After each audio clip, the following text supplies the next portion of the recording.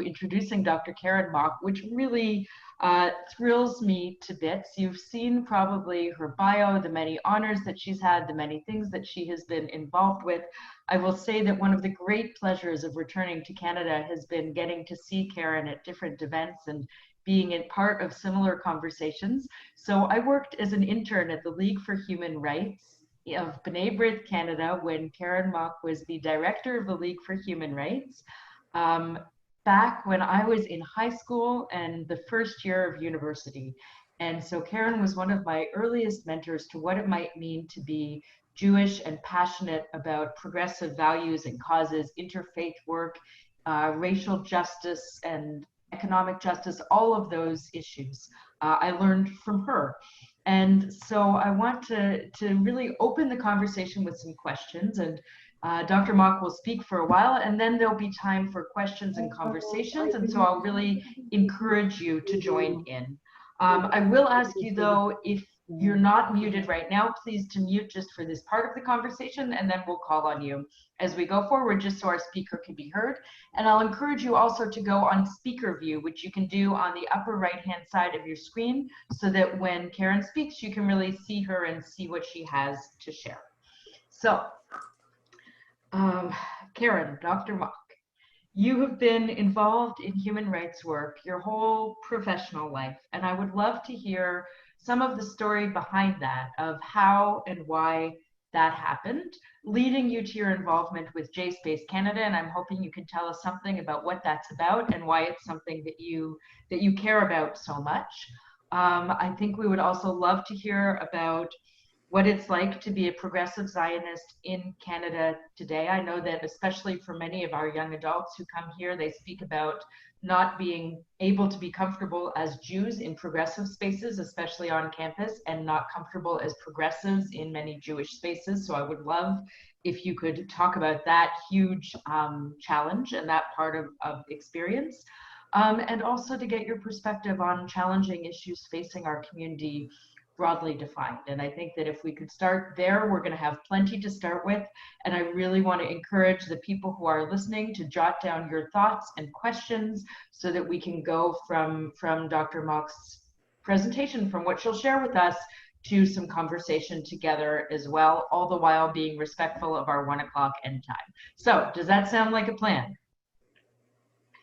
Dr. Mock, for the sake of introducing you to these folks, our Temple folks, and I imagine the JSpace folks too, are people who are really engaged and thoughtful, passionate people. This Lunch Together online program used to be once a month in person. We've shifted to every week online to meet kind of that hunger for conversation and connection and being thoughtful about things going on in our world, both COVID related and non-COVID related. So with that, it's such a pleasure. I wish you could be here in person, but I'm so appreciative of being able to Zoom you in from Toronto.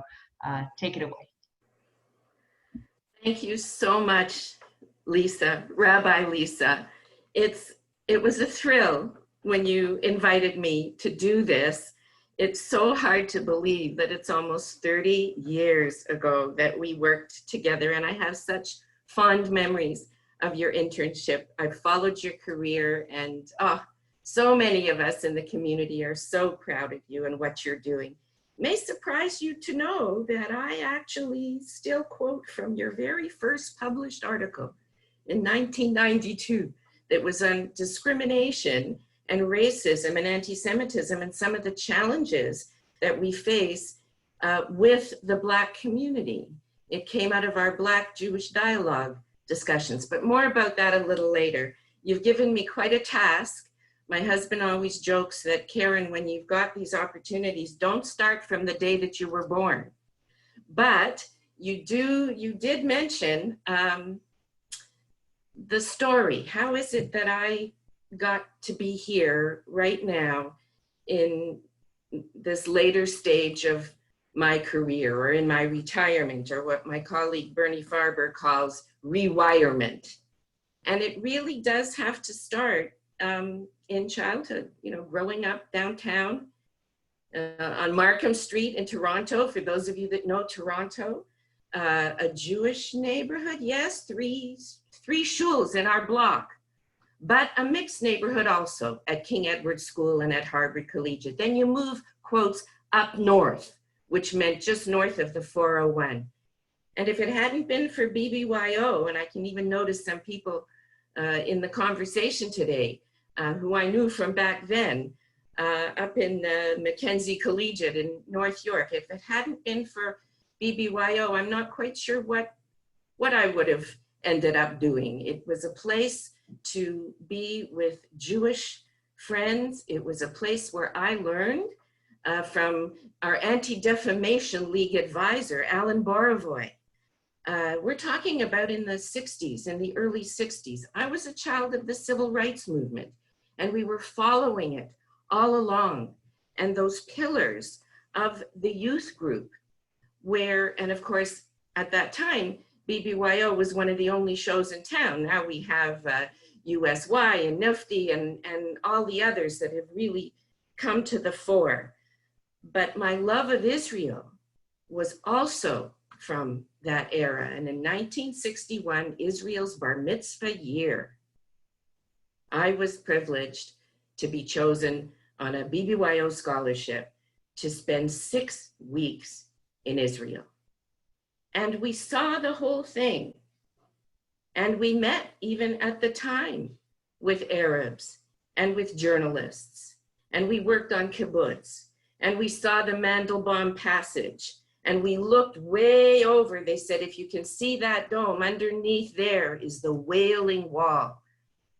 So, you know, I know that Seth Rogen has caused a great kerfuffle recently, but my learning about Israel as a child wasn't only one-sided, but that instillment of the love of Israel and the importance of our Jewish state and having a homeland and sovereignty, but at the same time, recognizing what else was going on in the world. A friend of mine recently sent me a copy of our Chapter Deborah newsletter, where I wrote an article at 15 years old called "It's a Small World, Isn't It?" and said something like in this piece, it's a small world. Most people say that because we have telephone lines that can now go over the ocean and we can talk to each other. But really, I mentioned in this article that there's no world smaller than the world of the narrow mind, and went into all the issues around poverty, social justice, racism, discrimination. And I wrote, and I'm going to quote, "There's no world smaller than the world of the narrow mind. I can think of very few things that are worse than prejudice and racial discrimination." 15 years old, and there it was. And so if anybody doubts the value of the important youth groups and the camps that we send our kids to, make no mistake. The research that I did later as an educational psychologist in studying multiculturalism and bringing anti-racism, when we couldn't even use the R word in those days, but bringing human rights education to teachers as a teacher educator, but including the importance of the immigrant experience, the impact of racism, and of all of the isms and phobias on children and families. So there it was, setting the stage for my becoming director of the League for Human Rights of B'nai B'rith Canada. It was at a crazy time in academia, hiring freezes. I was a part-time teacher and a part-time researcher in all of these fields that I was mentioning. And at that time in the late 80s, I began to see a rise of anti-Semitism in the very anti-racism movement and multicultural movement of which I was a part. And when I saw that ad in the Canadian Jewish News for the director of the League for Human Rights, I wasn't looking for a job, and I can see a lot of Jewish professionals on the screen here. I certainly wasn't looking for a job that was going to be 24 hours a day as a Jewish professional. But when I saw that leap out that they were looking for someone who knew human rights but wanted to be part of the struggle against anti-Semitism at the same time and reach out to other ethnic groups, I thought, that's where I belong. And that's when I went full-time into human rights work. That I'll have to skip over the rest of it. There just isn't time. But that is where the groundwork was laid. And I must admit, there's several Montrealers, some of whom are even members of your congregation, who were my mentors. Steve Scheinberg, I was honored to have him as one of my national chairs. And people like Frank Chalk and other Montrealers really played an important role. Don't forget, we also went through the whole Quiet Revolution together and what it meant really to understand that right here with Indigenous people, with Francophones, there were second-class citizens in Canada as well. So we bring it all together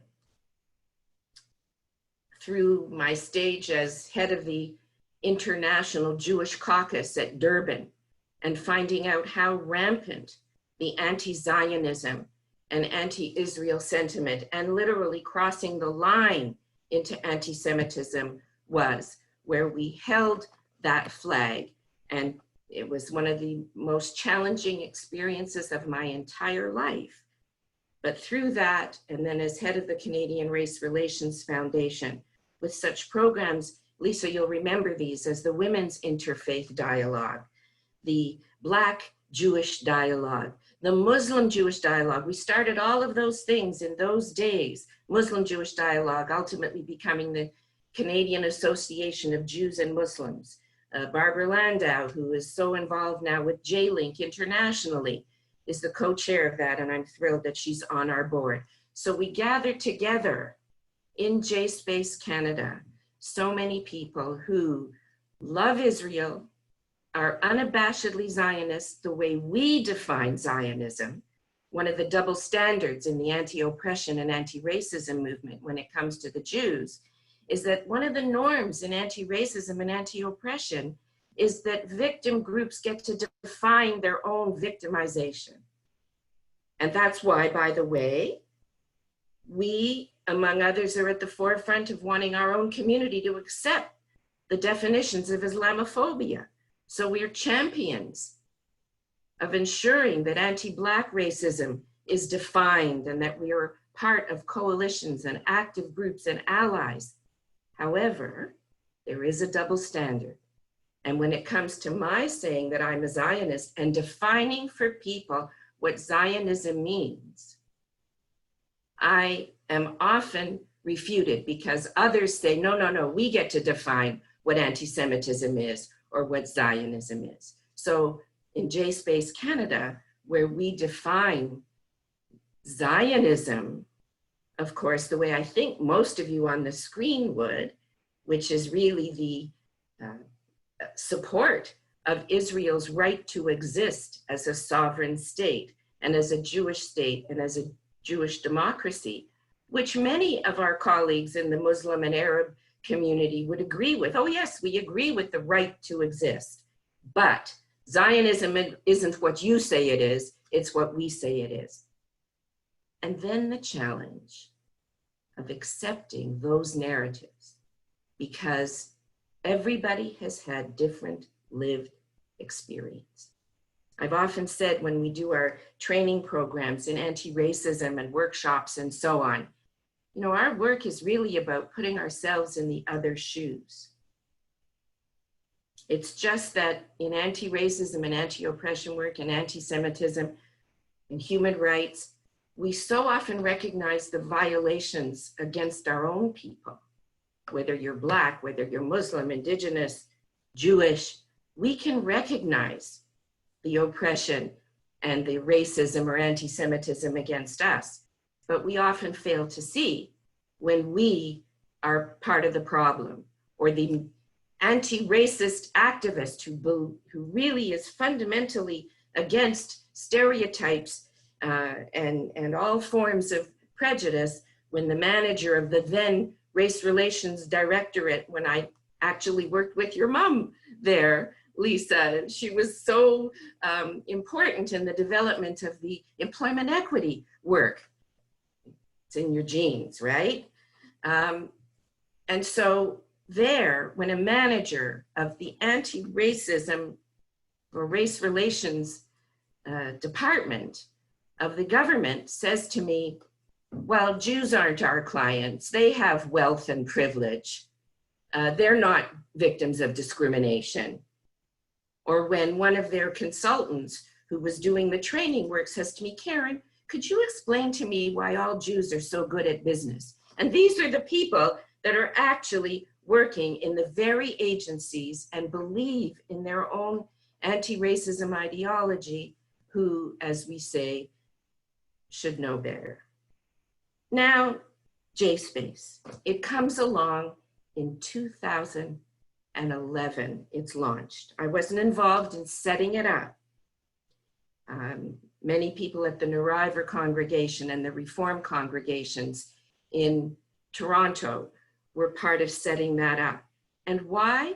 Because just before then, we'd experienced another resurgence of anti-Semitism, anti-Semitic attacks in Canada, and the anti-Semitism on the rise in what we would call the left. So in their wisdom, even people at Federation and CJA felt they needed to support people who were, with want of better language, on the left, who had the language of the left, but were Zionist and were respected in the anti-racism, anti-oppression circles, but could actually put into practice the theories that we believe in and recognize that in our community, if we really are a big tent, then there has to be room for progressive Zionists who want Israel to survive, but want it actually to fulfill the initial mandate that's described in their Declaration of Independence. So I'm going to quote from JSpace's mission statement. We've had our fourth very successful conference, biennial conference. And in those conferences, we try to help people see the way that they can, in fact, be proud of who they are, be proud of Israel, and at the same time want her to do better. So our vision is an empowered and engaged Canadian community supporting the promise of Israel as a Jewish and democratic state from a variety of perspectives.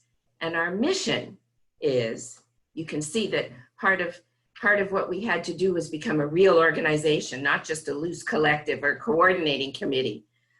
So with our vision and our mission to provide a safe space for Canadians to discuss and promote progressive ideas on peace and democracy in Israel, with security and human and civil rights for all its citizens, residents, and neighbors, in keeping with its declaration, or actually its proclamation, of independence.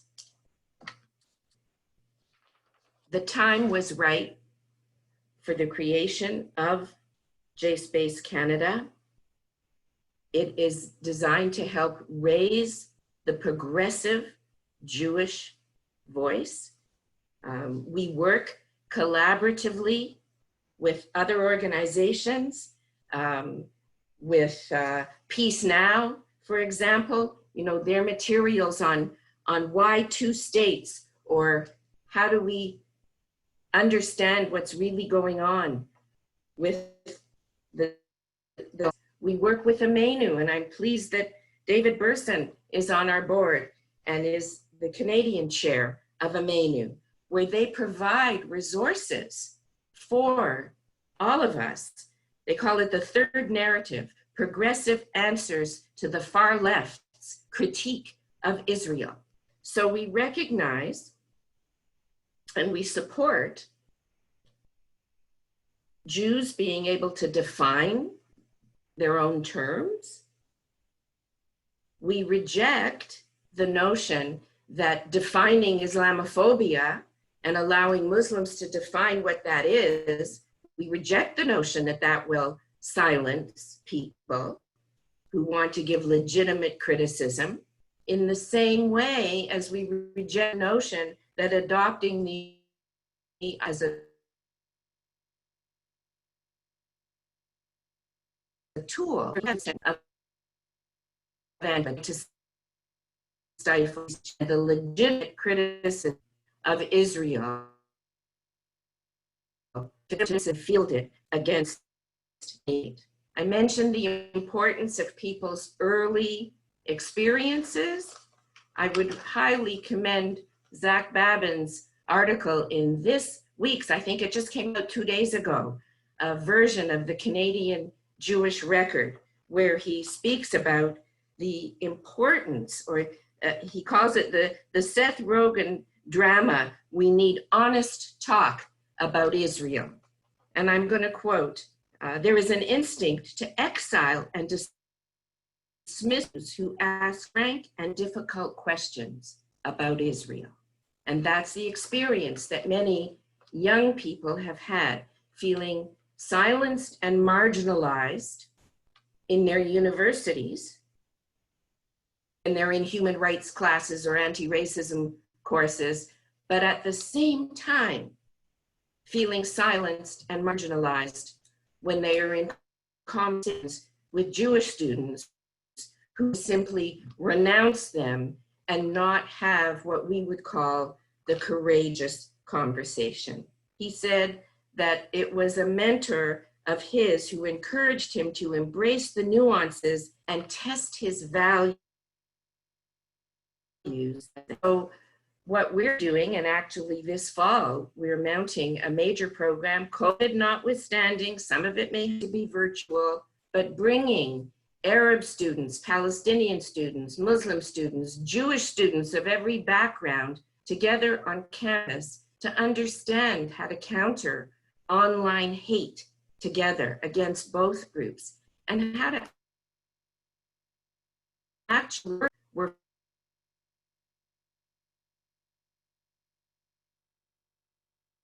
find overwhelming anger and our tension. It's very hard to create a safe space or do active listening when someone is attacking you.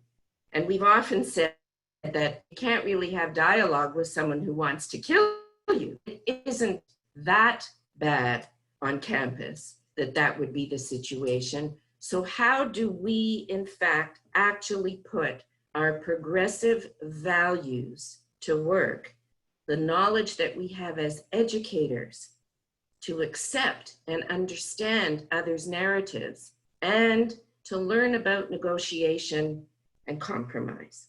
I could go on, but there's not much time, so I just wanted to highlight some of the other issues that you wanted me to address before turning over for just, I feel in some ways I'm sitting here in my dining room, in my living room, that we're having a parlor meeting. I really look forward to the time that we can do this in person and keep these conversations going.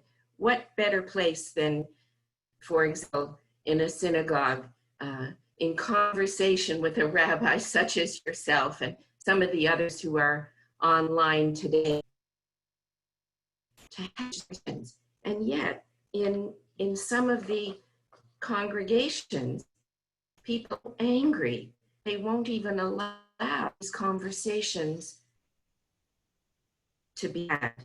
I really highly commend your colleagues, Rabbi Davids and Rabbi Larry Englander. Larry also, the fragile dialogue and voices of liberal Zionism to your congregants, and why there is such a diversity of opinion. Do you wish to ask some people to leave the room? This discussion altogether. Are you looking for a place around the table, or are you confused? It's clear by now that there is no single set of answers. It's clear that if we exclude from law those who are committed to the survival of Israel as a Jewish and democratic state, whose end differs dramatically from our own, then we're making a tragic mistake. Make no mistake, J-Space Canada isn't, sitting on the fence. Those of us who are progressive Zionists are not just in the middle and not taking a stand. The issues that we're facing today, for example, the molestive. I mean, when I think of all of us in the reform movement, isn't our movement called liberal or progressive Judaism? So those who are on what I would call the far right in our community, we reject their stance. I'm sorry, we have to.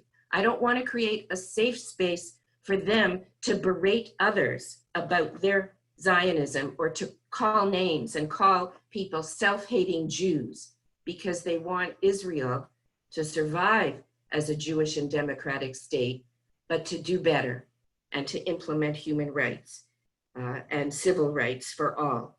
So no, we reject anyone who wants to use violence to fight violence.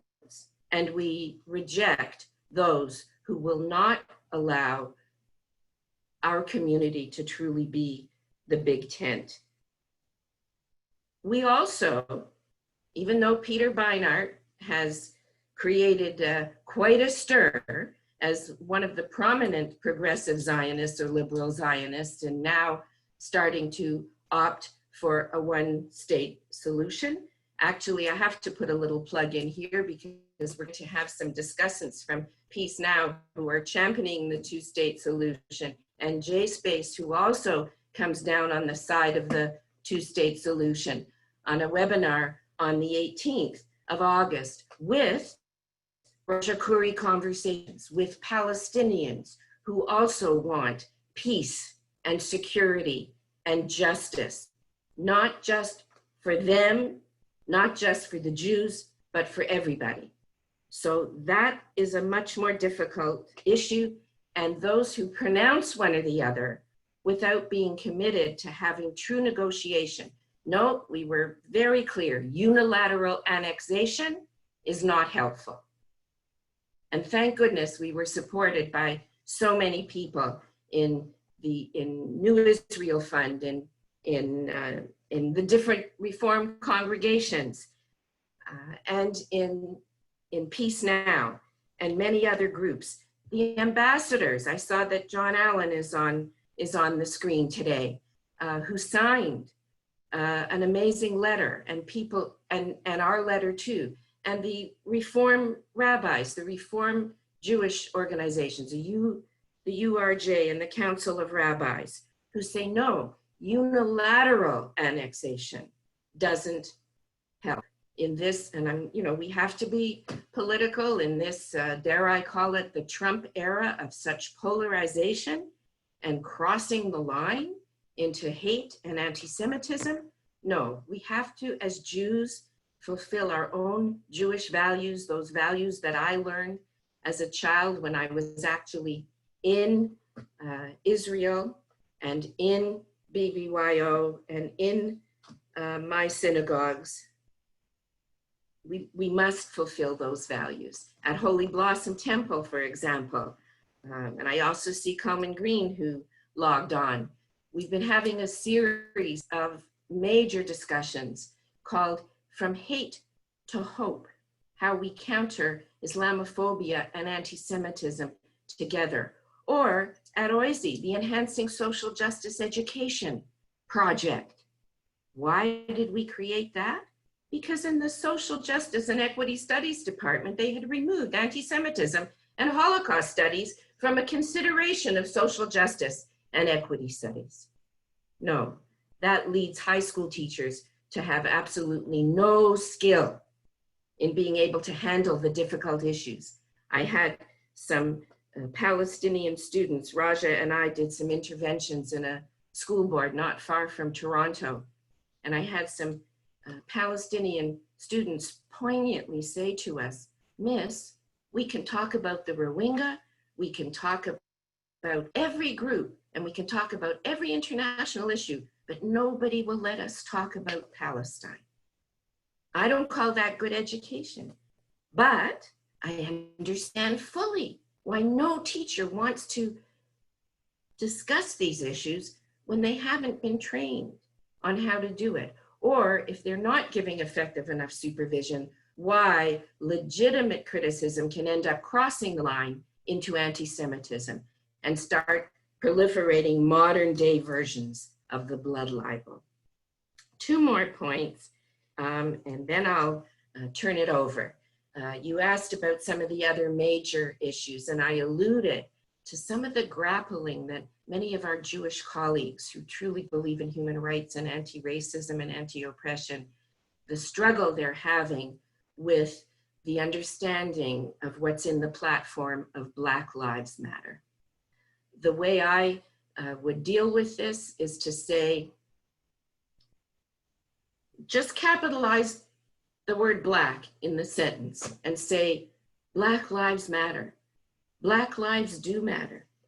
And understanding and renouncing and exposing systemic anti-Black racism is something that all of us in the Jewish community should come on board with. However, it's problematic when the organization that was started in the States actually has, as part of its platform, embedded in it what Yair Rosenberg calls a vicious, bigoted slur against the Jewish state, which the document's foreign policy section accused of perpetrating genocide against Palestinians. The platform also labeled Israel an apartheid state and joined with the BDS movement in calling for the total academic, cultural, and economic boycott of the country, a demand made for no other state. He calls it a disingenuous non sequitur swiping at Israel that only distracts from the urgent work of American policy and social reform. So we have found that many organizations will sneak such a comment in that on the surface should have nothing to do with the mandate of their organization. We need to separate that out, and we also need to stay true, again, to our values. So supporting the concept of Black Lives Matter, marching with our Black colleagues, and also, I should say, Black Jews and Jews of color in our congregations who also feel marginalized and silenced. Their bags might be searched when other bags aren't searched, by the greeters and the welcomers. So I welcome, for example, at Holy Blossom and other Reform congregations working with the Union of Reform Judaism in their diversity, equity, and inclusion strategy, and the anti-racism committees that are in many Reform congregations of figuring out how to work with Black colleagues, having the Black colleagues take the lead, and at the same time using all those skills of reaching out in real dialogue so that they understand that legitimate criticism of Israel is not anti-Semitic, but not to be taking these swipes. Indeed, again, putting that together with the Palestinian, when we in Durban, and I'll just go back there one more time, it's one of the most traumatic experiences I've had, but it was the use of the word genocide in the NGO declaration when referring to Israel that caused the UN, under the leadership of Mary Robinson, to reject the NGO declaration, because you cannot apply the term genocide if it isn't a real genocide as defined by the UN. And so, do we fear that Israel will cross the line into actually being able to be called an apartheid state? If they annex and if they implement laws that create a level of second-class citizenship? No, that isn't the Jewish democratic way. Do we feel that we need, even though JSpace supports the two-state solution, do we feel that we shouldn't be able to have nations with people who truly believe we do? We have to be able to have those conversations. So there we are. There is never enough time in these. Certainly an hour isn't enough time. But for you, and then let's have a conversation. Wonderful. Karen.